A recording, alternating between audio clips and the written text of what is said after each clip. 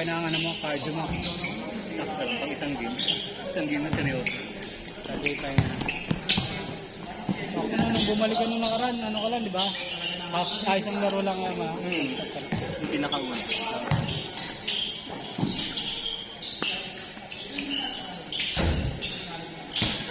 Kamusta yung store mo sa ano, market? Sinara ko last 1 year.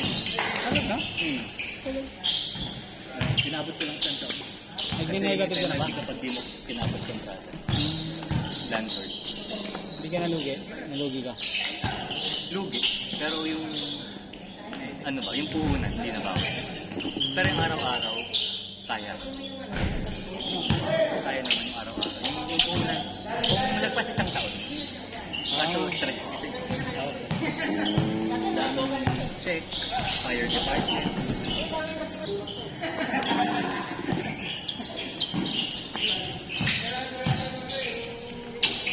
Kasi yung tao na yun, di ba nagsara ako? Nirecommend ko dito. Hindi na bumalik sa akin yung tao. Ano, nirecommend mo pa? Kaya sabi mo, attention na sa ganyan nangyari sa inyo. Sorry na. Ano na ngayon siya? Kakasuhan niya, may ano naman yun eh. May requirements, di ba? Binigay ko nga yung mga address, ID.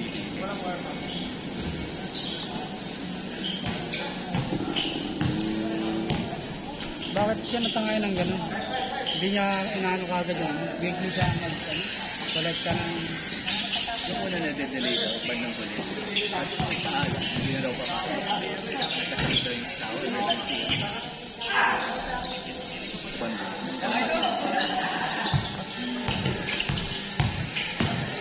Ikaw, paano ka mag-collect ka nun? Daily? May taga-collect sa malapit sa amin. Kumbaga siya yung katiwala. Maganda kasi kung daily mo mga kolekta para hindi mo nakabot yung gano'n. Daily ko rin. Sabi ko, i-Gcash mo may deposit. Kasi pag nagkakaroon sila ng chance, lalo na kung malawa ka talaga. Malo mo yun.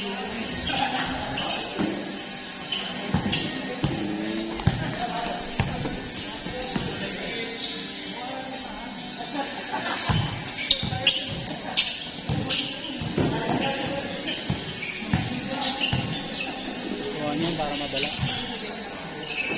Mapa-blatter yan para hindi na makakuha ng trabaho. Binigyan ko pa yun ng pang-negosyo yung mga gamit ko. Sabi ko, ba na bahala, mga cups, mga pampre, sealer. Binigyan ka? Binigyan mo yung gamit mo sa kanya? Yung mga hindi mga TD sa akin. Para makapagsimula si maliit na negosyo. Hindi ka naman sabi mo bigyan ng bonus. SS wala ka. Bonus wala. Hindi naman ganun kalakas eh. Ano nga, makapagbigay. Naiintindihan daw naman. Tingin ko sa akin, napapractice na yung mga hindi pa sa kampanya sa sarili. Pero may previous na trabaho.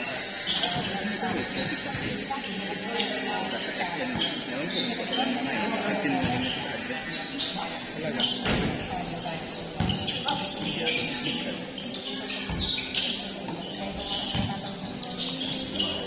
Hindi mo kasi isa rin, lalaki lang yung expenses mo. Hindi na ibating ka. Bigay sa akin. Okay rin.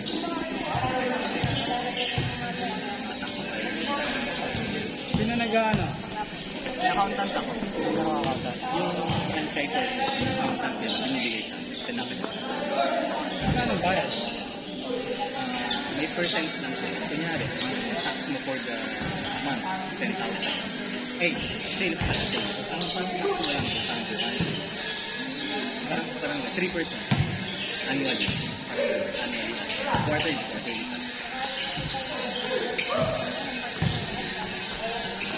So kung 300,000 gross mo sa isang quarter, 3 months. 3K yung fee. May 3K yung tax mo, plus fee nila, 3K. Parang ganun lang. Ilan yun? Medyo mura lang. Sa account. 0.5? 0.3. 0.3? 0.03 pala. 3%. Oo.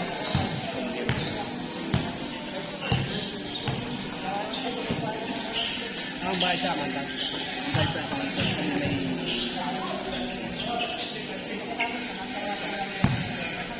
Alam ko, fix sa kanila. kunyari, filing ng 302, parang gano'n. Hindi ka na? Okay na. Hindi ka na? Pre, May pagkwentuhan. ililay-up ko na lang. Binigay ko na tayo, pre. Hindi ako mabait. Tatlong apat na kasi.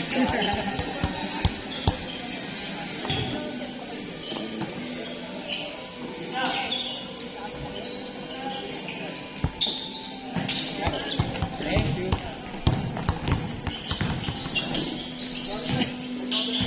Yung mga business permit, sila nag-asikaso. Sila. Kasi, bayad.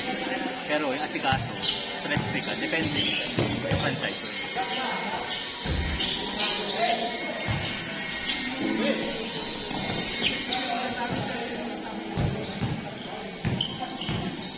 Nakita mo yung statement ko sa kanila. Kung paano yung deduction. Kanya, gross sales. Oo. Tapos, paano yung magiging net.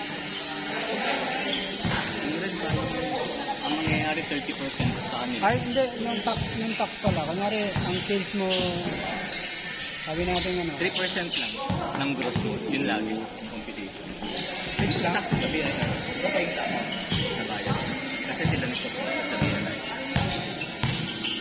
Ano nangyari? 300 tapos ibabawas mo yung tax agad. Quarterly ang filing. Quarterly. Filing. Alam ko kasi pag sole prop, ano eh. Gross, tapos tax, Ayan, ganun. tapos yung net. Gross lang. Ayun. Wala na kasi. Gross, ano, gross, tax, tapos expenses. Ayun. Sa corporation kasi ano eh, gross, expenses. Oh, may fix pa sila. Fix and variable. Parang ganun.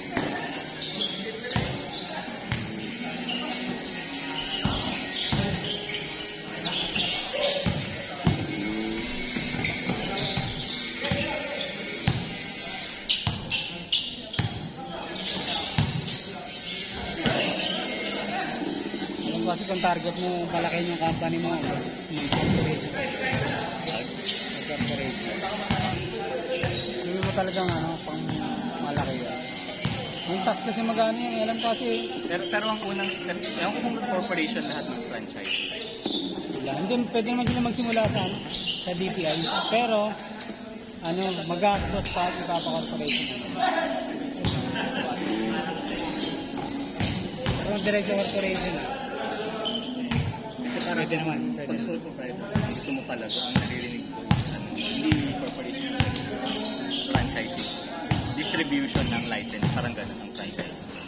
Sa simula kasi pwede kang walang permit eh, pero wag ka sa mall. O kung trial nga rin ka. Pwede nga hindi mo i-BI, pwede i-BI. Basta walang uromoronda doon.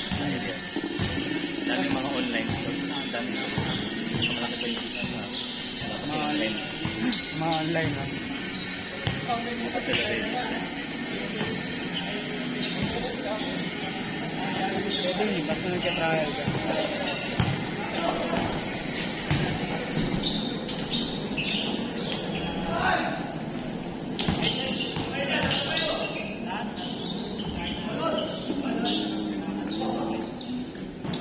Ayun talaga simula dapat eh. Retest mo muna eh.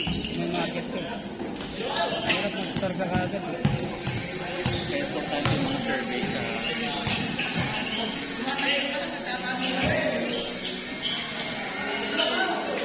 Pinakamahirap din yung ano. Marami kang kapital. Tapos bago ka lang.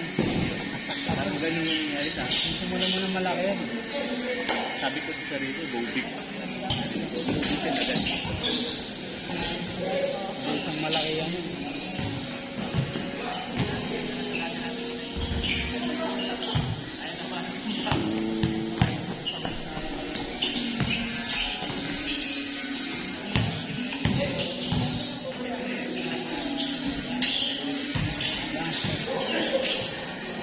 Pero yung bahay, ganun. Home workout. Yung balikat ni Dwight now. Malapad na. Kahit yun na. Kahit mali. Malapad pa rin ba yung balikat na niya? Built mo yun. Gawin talaga no? Yun na yung built mo. Ano sa kanya?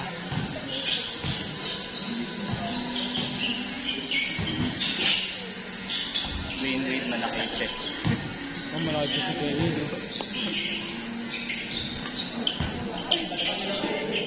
Wala yung ano, si Dwight Howard, ang lakas ng bago. Ka-injury yata daw sa back eh. Pang swimmer nga daw yung bit. Bakit niya eh, parang 6'11 eh. 6'10 sa Height. right now. Pero ang haba na kamay, di ba? Lakas pa rin. Bilis pa. Balik. Kasi mas matangat pa nga si Kevin. Ah, matangkad. Parang 6'11 or 7 si Kevin. Ganun talaga. 6'10 na. Pag pinagsabi mo sila, Siguro yung malaki talaga yun. Cuba lang siguro. Pinaliit lang yung ano, height sa ano. Para sa position. Sa position. Ball forward.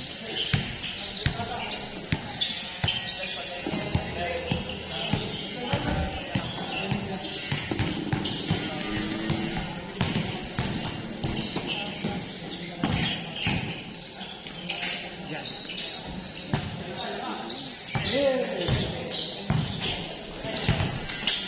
Magandang match yung dalawa. Number 8 pati yung nakaibig.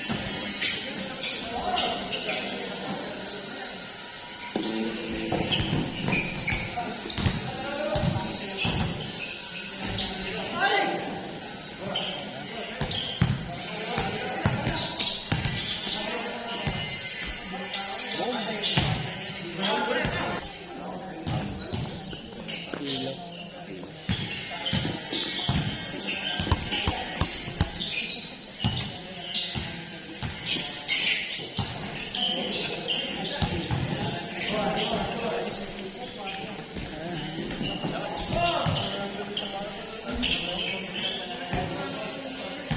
Last month ata.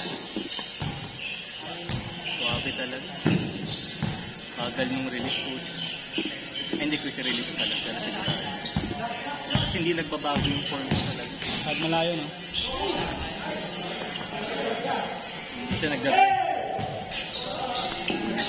Kasi meron daw game sa atin. Kahit libre, sinusot niya trip para namahasa niya. Practice nila? Hindi, laro talaga. Laro talaga. Pwede sa practice. Pero sisigurado niya muna lang. Pag-pro. Ah, okay. Bago siya mag-TV. Kasi alam niya sa TV. Alam siya. Marami masama may mga ano. Sabrad.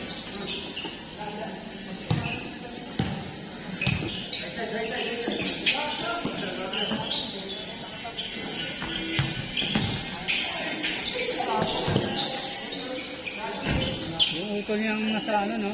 Euroleague. Yan, no?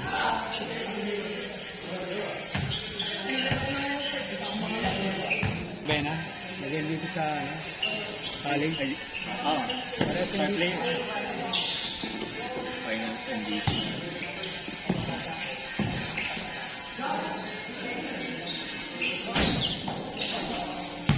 Tingin ko nga tumaas yung IQ nila dahil kita sa top team. Natin eh. Ang tatay nila, basketball player. Ang ginagawa daw nila, ano eh, may nakapanood ako interview. After ng game nila, pinapanood pa nila yung video nila. Video nila. Importante. Para malaman Nakapanood nga ako, kala ko ang swabe yung dribble ko. Mukhang gago pala pag-hit. para daw ano, ma-adjust nila. Pag hindi mo daw pinanood, hindi mo ko karit. Lagi daw nilang ginagawa dati. Ang sura.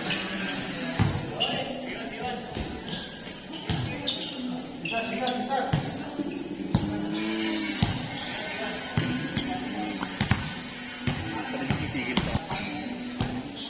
I-improve condition ko monthly, hindi sa weekly.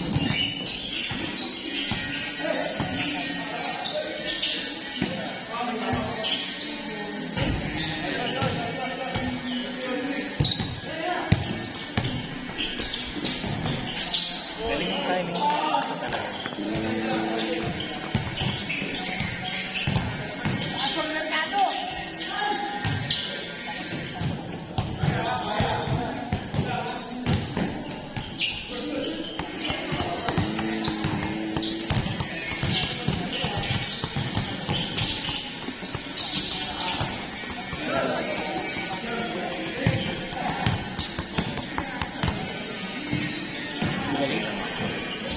Hindi na ako maglalaro. Tingnan mo. Ayun, pumili mo. Heavy bro.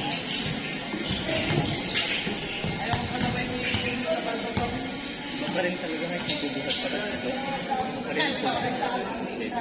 Ganda.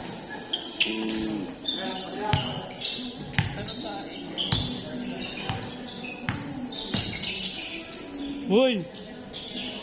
Grabe. Peace.